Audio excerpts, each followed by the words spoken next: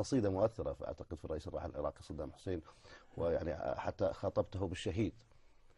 والله أنا قلت أتمنى له الشهادة لأنه قال أشهد أن لا إله إلا الله وأن محمد رسول الله، لعل الله ختم له بخير يوم قال أشهد أن لا إله إلا الله وأشهد أن محمد رسول الله.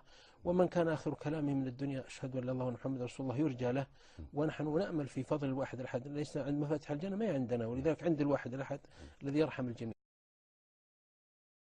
مدحت صدام أو رثيت والله ما قلت بيتا منها والذي نفسي بيدي. أنا هجوت صدام لما هزم في الكويت وسببته ووقفت ضده لأنه دكتاتور وطاغوت وظالم.